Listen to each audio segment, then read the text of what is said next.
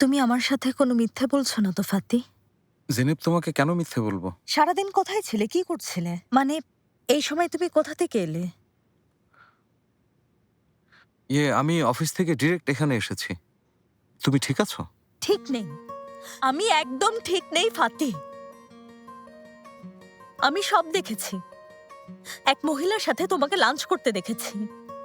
আমাকে বলেছিলে তুমি অফিসে, পরে তোমাকে আবার ফোন দিয়েছি, আবারও একই কথা বললে। কেন আমার সাথে মিথ্যে বলছো ফাতি?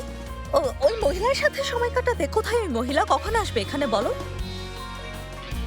তোমার কথা শুনে আমি অবাক হয়েছি।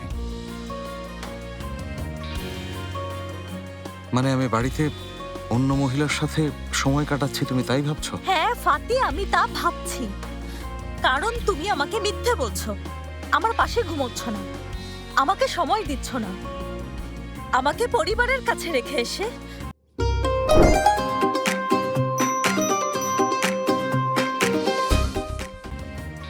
আনন্দ করে বেড়াচ্ছ। তুমি অফিসের কাজেও সময় দিচ্ছ না ফাতি। ওই মহিলার সাথে লাঞ্চ করছো, ওর সাথে হাত মেলাচ্ছ, আর আমাকে মিথ্যে বলছো। এমন পরিস্থিতিতে তোমাকে নিয়ে কি ভাবতে পারি আমি? জেনেব প্লিজ থামো, তুমি আসলে হ্যাঁ আমি প্রেগন্যান্ট, হ্যাঁ আমি মোটা হয়ে গেছি, আমি ফুলে গেছি, আমাকে খুব বিশ্রী দেখাচ্ছে। আমাকে তোমার এখন ভালো লাগছে না, তাই না ফাতি? জেনেব শোনো, কি? ওই মহিলাকে? ওই মহিলা একটানের অ্যাডভোকেট, আমার সাথে সমঝোতা করতে চাইছে। ও এরতানের অ্যাডভোকেট? হ্যাঁ জেনেব,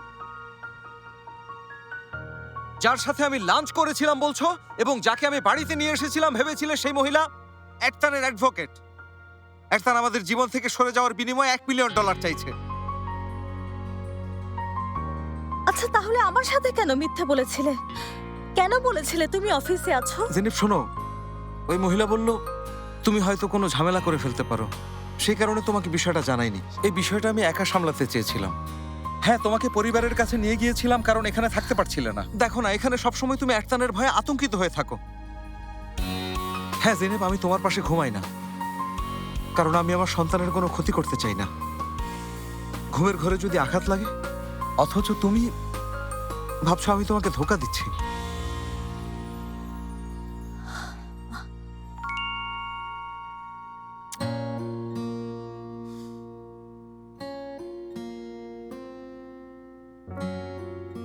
এমনটা কিভাবে ভাবলে? আমার এক ছেলেকে আমার কাছ থেকে ছিনিয়ে নিতে চাইছে, আমার আরেক সন্তান তোমার গর্ভে আছে। আমি বুঝতে পারছি না কিভাবে তুমি এমনটা ভাবছো।